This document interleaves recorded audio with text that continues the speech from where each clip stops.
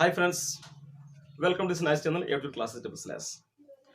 दोस्तों, Edu classes double slash channel में आपका बहुत बहुत स्वागत है। इस चैनल में मैं आज शुरू कर रहा हूँ टॉपिक 11th क्लास का मैथमेटिक्स का सेट थ्योरी। ठीक है, तो आइए जानते हैं सेट थ्योरी क्या होता है। तो जैसा कि मैं यहाँ लिख रहा हूँ सेट थ्योरी, तो ये 11th क्लास का मैथमेटिक्स का सबसे फर्स्ट टॉपिक है। ठीक, 11th क्लास में जब पढ़िएगा तो सबसे पहले टॉपिक आपका यही आएगा, set theory.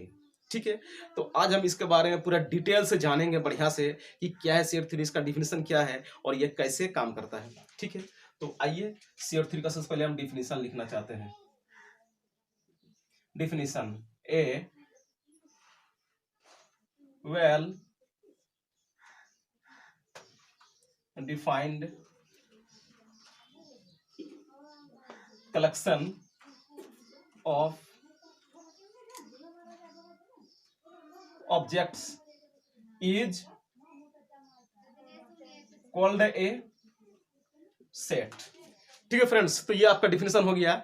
A well defined collection of objects is called a set. A well defined collection of objects is called a set. तो ये डिफिनेशन आप बढ़िया समझ गए। अब आइए देखते हैं यहाँ पर वेल डिफाइंड मतलब क्या होता है। यहाँ पर जो लिखा है वेल डिफाइंड है, इस वेल डिफाइंड का क्या मतलब हुआ है, तो वेल डिफाइंड के बारे में जानना बहुत जरूरी है। कि जब आप वेल डिफाइंड नहीं समझेंगे तो फिर आप सेट का मतलब समझ नहीं पाएंगे। वेल डिफाइंड का मतलब होता है कि सबका आंसर सेम होना चाहिए। सबका आंसर सेम होना चाहिए। क्या मतलब होना चाहिए, जैसे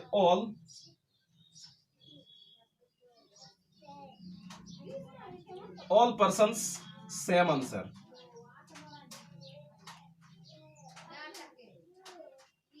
मतलब कोई ऐसा क्वेश्चन जिसका आंसर बिल्कुल सबका सेम आएगा, कुछ ऐसी बात जिसका आंसर सबका बिल्कुल सेम आएगा, तो उसे ही कहते हैं हम वेल डिफाइंड। अब आइए हम एग्जांपल सबको समझाते हैं कि वेल डिफाइंड का मतलब क्या होता है। ठीक है, तो आइए जैसे हम लिखेंगे द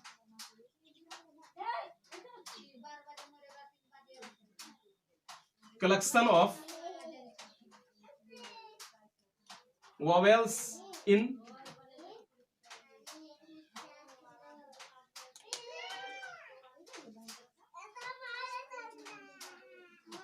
इंग्लिश अल्फाबेट।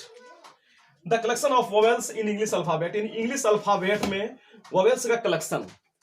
तो कलेक्शन तो मानते हैं इंग्लिश अल्फाबेट में वोवेल्स का कलेक्शन क्या आएगा। सपोज दैट एक लड़का सुधीर है, सुधीर, तो ये भी जानता है कि वोवेल्स में ए ई आई ओ यू आएगा, ये सब कलेक्शन आएगा।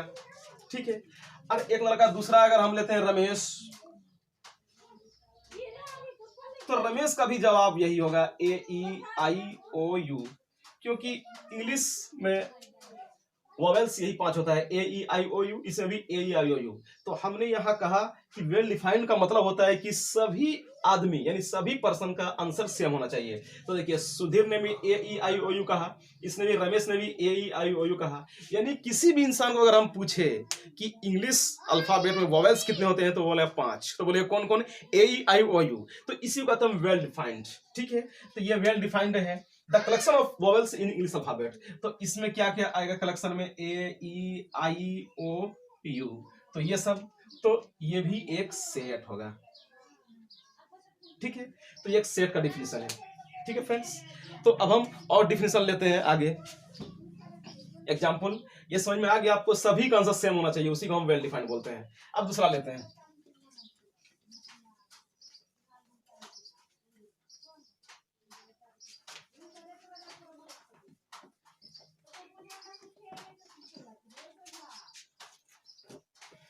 दूसरा एग्जांपल, द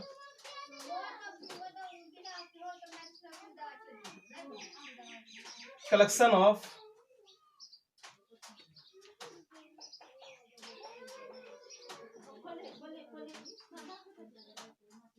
नेचुरल नंबर्स। यानी the collection of natural numbers, यानी नेचुरल नंबर का जो होगा उसका वो टोटल कलेक्शन कितना होगा नेचुरल नंबर का। तो मानते हैं हम किसी से पूछेंगे नेचुरल नंबर, तो वो बोलेगा 1 2 3 4 5 6 7 8 9 10, यही सब। अगर किसी दूसरी व्यक्ति को हम पूछेंगे तो 1 2 3 4 5 6 7 यही सब बताएगा। तो तीसरे को भी पूछेंगे तो 1 2 3 4 5 6 7 8 ये सब बताएगा। यानी सब के सब आंसर मेरा यही देगा 1 2 3 4 5 6 7, और इस तरह एंड सो ऑन। यानी गिनती की जितनी संख्या है सबको हम नेचुरल नंबर बोलते हैं। नेचुरल नंबर का जो सेट होता है, नेचुरल जो कलेक्शन होता है, तो वो सेट में आएगा, क्योंकि वो वेल डिफाइंड हो गया, क्योंकि सबका आंसर सेम आ रहा है। ठीक है, तो इसमें क्या आएगा 1 2 3 4 5 एंड सो ऑन, इस तरह से। तो ये भी एक सेट बनेगा। ठीक है, तो ये वेल डिफाइंड हो गया। ठीक है, अब देखिए कब वेल डिफाइंड नहीं होता है, ये भी समझना बहुत जरूरी है। तो जब वेल डिफाइंड नहीं होगा तो फिर सेट नहीं होगा। ठीक है, तो आइए वो भी हम समझते हैं, उसका भी example.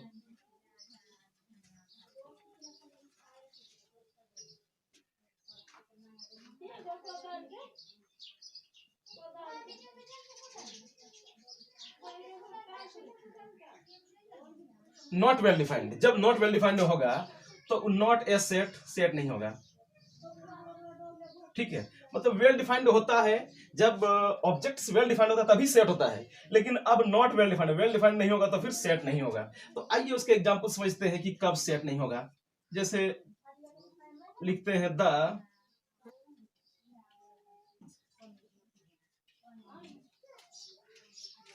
Best players in India.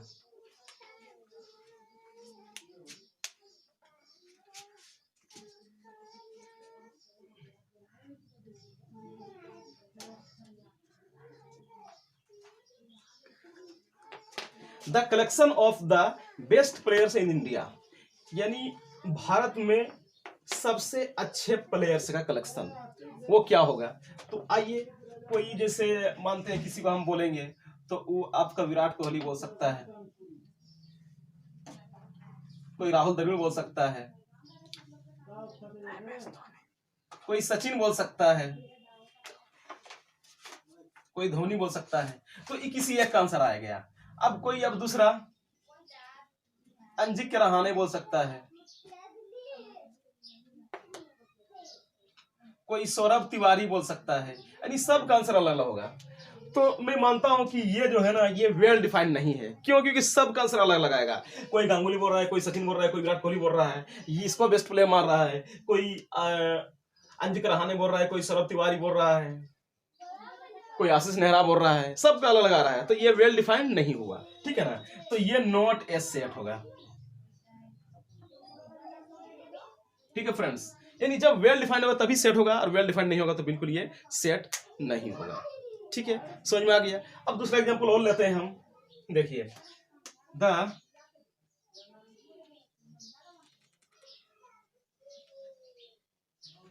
Collection of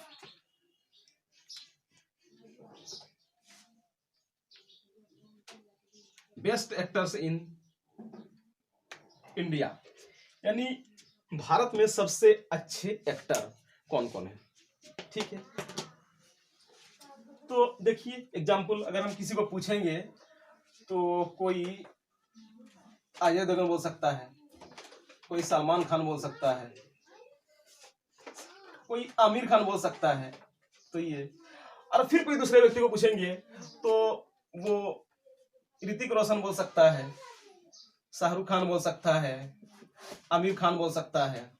ठीक, और किसी तीसरे आदमी को पूछेंगे तो वो अरबाज खान बोल सकता है,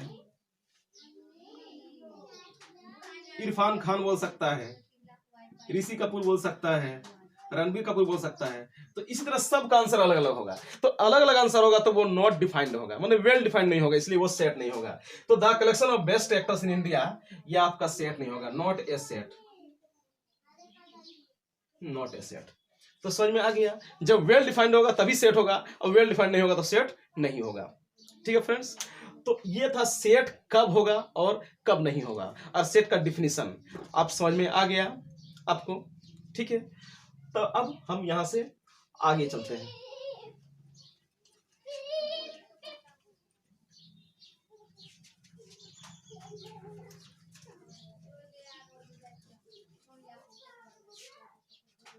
अब देखिए कि सेट को रिप्रेजेंट कैसे करते हैं, how to represent a set. देखिए यहां पर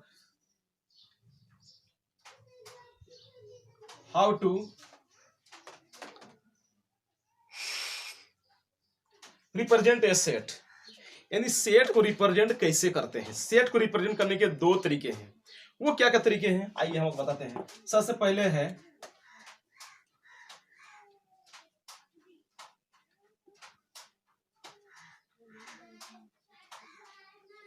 टेबुलेशन मेथड, इसी को बोलते हैं रोस्टर फॉर्म। और नंबर 2 में है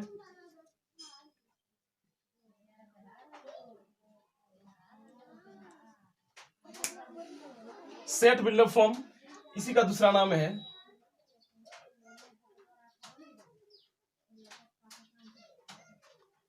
रूल मेथड। ठीक है, तो सेट को रिप्रेजेंट करने का दो तरीके हैं। क्या क्या, टेबुलेशन मेथड या रोस्टर फॉर्म, और दूसरा सेट बिल्डअप फॉर्म और रूल मेथड। ठीक है, तो ये हो गया मेरा दो तरीके से हम रिप्रेजेंट करते हैं सेट को। अब आइए जानते हैं कि दोनों को अलग अलग तरीके से कैसे हम रिप्रेजेंट करते हैं। सबसे पहले आइए जानते हैं टेबुलेशन मेथड और रोस्टर फॉर्म के बारे में, फिर उसके बाद जानेंगे सेट बिल्डअप फॉर्म के बारे में। ठीक है, तो आइए हम टेबुलेशन मेथड के बारे में बताते हैं आपको।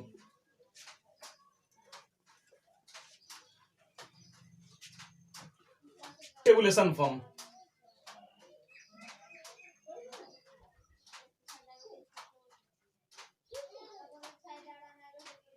Tabulation method, example 1,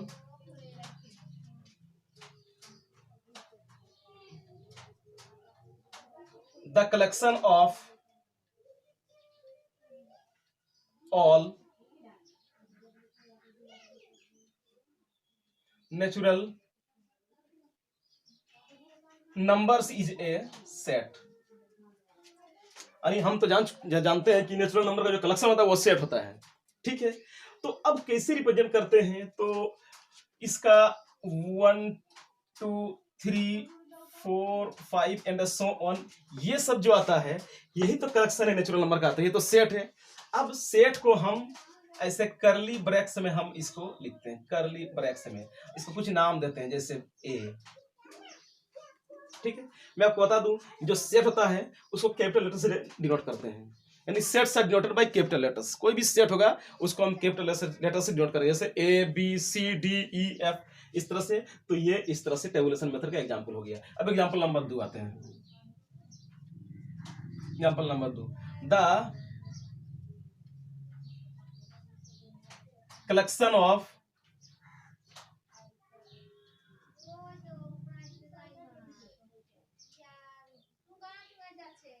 even numbers is a set, यानी जितने भी इवन नंबर से होगा उसका जो कलेक्शन होगा वो आपका क्या होगा, सेट होगा। तो आइए जानते हैं कि ये कैसे होता है। जैसे इवन नंबर आप जानते हैं कि the numbers which are divisible by 2, जो 2 से डिवाइड करे वो इवन नंबर होता है। तो जैसे इसमें आएगा 2 4 6 8 10 12 14, इस तरह से एंड सो ऑन। तो इसको करली ब्रैक्स में लिखते हैं, तो इसको हम इस तरह से बी करके लिखते हैं। ठीक है फ्रेंड्स, जैसा कि आप जानते हैं बी बराबर हो गया ये 2 4 6 इस तरह से। तो इसमें क्या होता है कि टेबल बनाते हैं हम, टेबल इसमें हम एंट्री करते हैं जितने भी होती है। जैसे इसमें भी the collection of even numbers का एंट्री होता है। तो ये आपका क्या हो गया, टेबुलेशन मेथड। ठीक है, और एग्जांपल है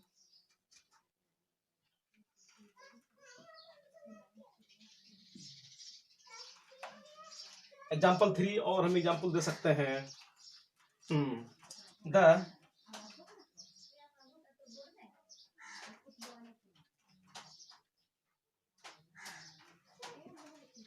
the collection of all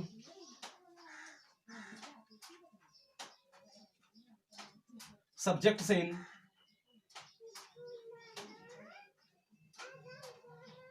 10th class, यानी 10th क्लास में क्या क्या सब्जेक्ट आता है, तो वो भी तो सेट बनेगा, क्योंकि सबका आंसर सेम है वही। तो मैथ आता है, साइंस आता है, इंग्लिश, हिंदी, एसएसटी। तो सबका आंसर ये होगा। तो ये सेट हो गया, इसको कर्ली ब्रैकेट्स के अंदर हम इसको लिख देंगे बस, और इसको कोई ना कोई कैपिटल लेटर से लिखेंगे, जैसे सी ये लिखेंगे इसको, ठीक है। तो देखिए इस टेबुलेशन मेथड में जो हम सेट लिखते हैं, तो सेट को सेपरेट कॉमा से करते हैं, कॉमा कॉमा कॉमा देखिए आप लिखेंगे, इसमें भी कॉमा कॉमा कॉमा देके लिखेंगे, सबसेट के अंदर कॉमा कॉमा देके लिखेंगे, ठीक है। तो ये था टेबुलेशन मेथड, ठीक है। अगर आप इसका और टेबुलेशन मेथड का अगर एग्जांपल चाहिए तो आप हमें कमेंट करके बताइए कि टेबुलेशन मेथड का और एग्जांपल चाहिए, तो मैं और एग्जांपल दूंगा। अभी मैं इसको यहीं पर एंड कर रहा हूं, अब हम रूल मेथड बताने जा रहे हैं, ठीक है। तो आइए देखिए रूल मेथड में क्या होता है, ठीक। इसको मैं हटा रहा हूं।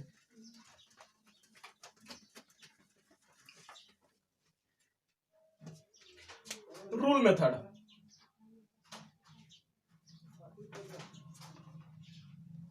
या फिर set buildup form,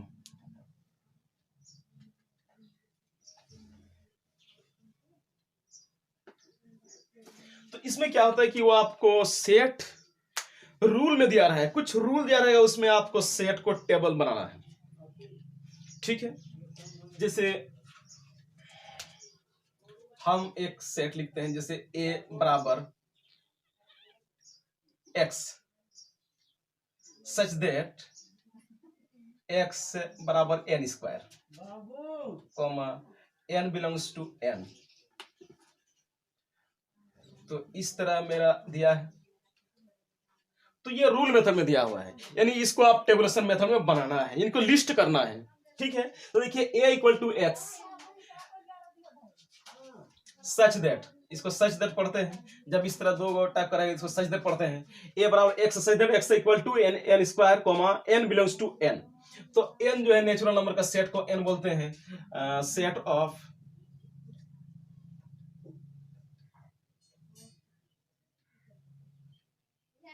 of natural number को हम लोग n लिखते हैं, ठीक।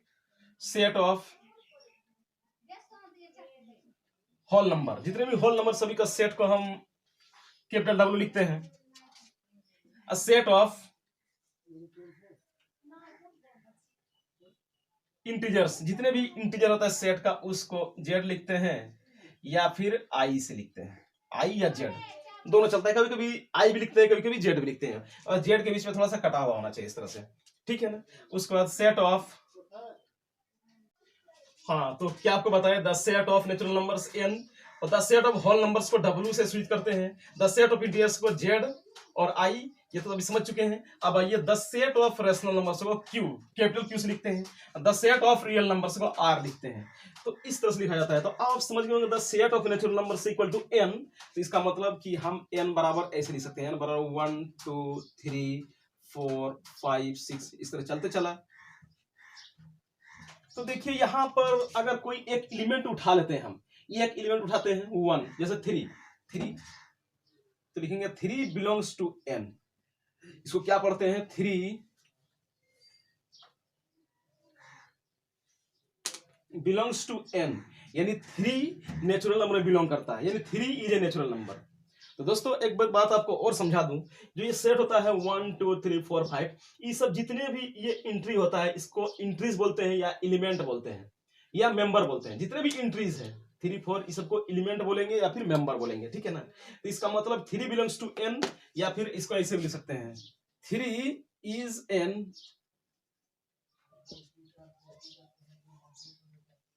एलिमेंट ऑफ n, यानी नेचुरल नंबर के सेट का 3 एक एलिमेंट है, ठीक है फ्रेंड्स। तो अब हम यहां पर आते हैं रूल मेथड, इसको क्या पढ़ते हैं a equal to x such that x equal to n square comma n belongs to n, यानी नेचुरल नंबर में ही n बिलोंग कर रहा है, और इसको कर्ली ब्रैकेट्स में दे देंगे, ठीक है। अब आइए इसको टेबुलेशन में कैसे बदलेंगे वो आप समझिए बढ़िया से। देखिए a इक्वल टू x मतलब वैसा x जो कि x बराबर n स्क्वायर के फॉर्म में है और n बिलोंग्स टू n, यानी नेचुरल नंबर में। तो आप तो जानते हैं नेचुरल नंबर 1 2 3 4 5 6 ये सब के सब मेरा नेचुरल नंबर में आता है। तो 1, अगर हम 1 को उठाते हैं तो वैसा एलिमेंट जो n स्क्वायर के फॉर्मेट में है, तो अब आएगा ये a बराबर 1 स्क्वायर की, यानी 1 का स्क्वायर, तो 1 का स्क्वायर तो 1 ही होता है, तो 1 एंट्री आएगा, ठीक। अगर हम 2 उठाते हैं तो 2 भी तो नेचुरल नंबर में है, तो एक्स बराबर एन स्क्वायर के रूप में है, यानी वैसा वैसा एक्स जो कि स्क्वायर के रूप में है, तो 2 उठाएंगे तो 2 का स्क्वायर लेंगे तो 4 हो जाएगा, तो यहाँ पर मेरा 4 एंट्री होगा। अगर 3 को उठा रहे हैं, 3 भी तो नेचुरल नंबर में है, तो 3 एक्स बराबर एन स्क्वायर, तो 3 का स्क्वायर मेरा 9 हो जाएगा। इसी तरह और आगे भी 4 उठा लेंगे तो 16 होगा, 5 उठा लेंगे तो 25 होगा, एंड सो ऑन। तो ये सेट बिल्डअप फॉर्म का ये पहला एग्जाम्पल हो गया। ठीक है फ्रेंड्स, एग्जाम्पल हम और लेते हैं।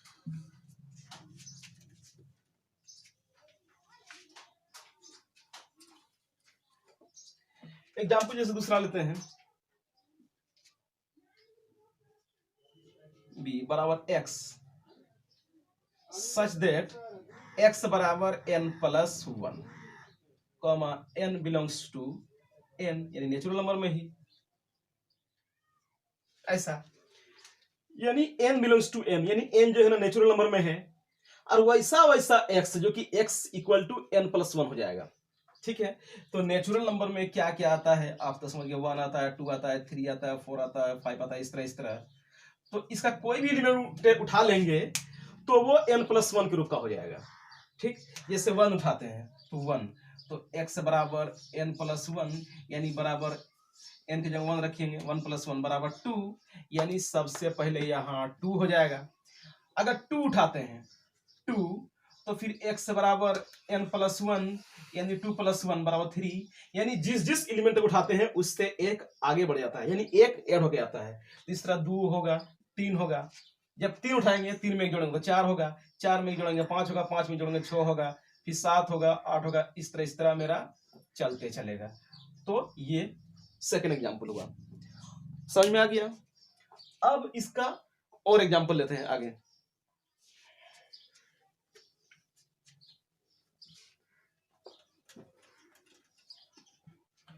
एग्जांपल नंबर 3,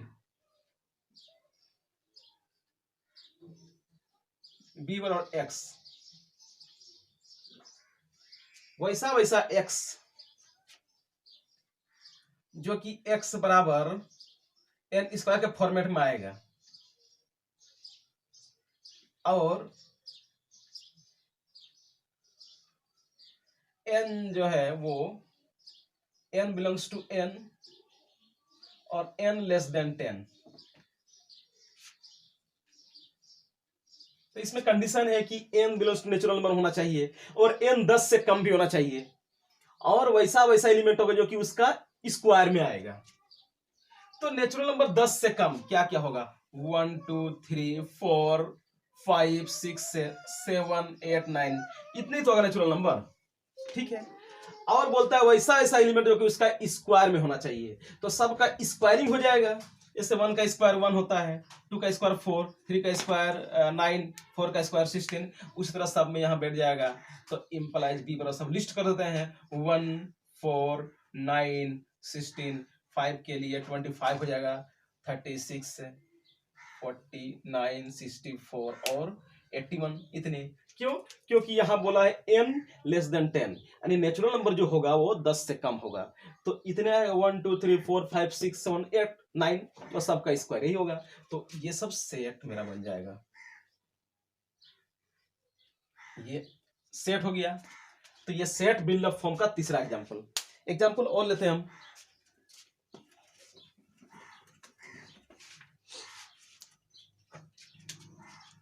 एग्जाम्पल नंबर 3, चलिए d इक्वल टू एक्स, वैसा वैसा x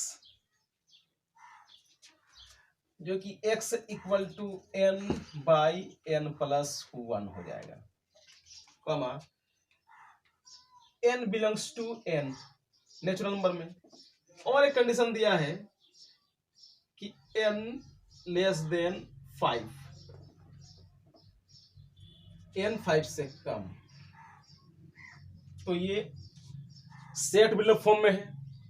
अब इसको कैसे बदलेंगे, how to tabulation from rule method, ये रूल मेथड में दिया हुआ है, इसको टेबल लिस्ट कैसे बनाएंगे वो देखिए x बराबर d इक्वल टू एक्स है, such that x equal to n by m plus 1 comma n belongs to n और n लेस देन 5, यानी नेचुरल नंबर जो होगा n तो नेचुरल नंबर होगा n बिलोंग्स टू n, यानी n natural number होगा, n 5 से कम होगा। तो क्या क्या होगा 5 से कम, 1 2 3 4, ये सब होगा।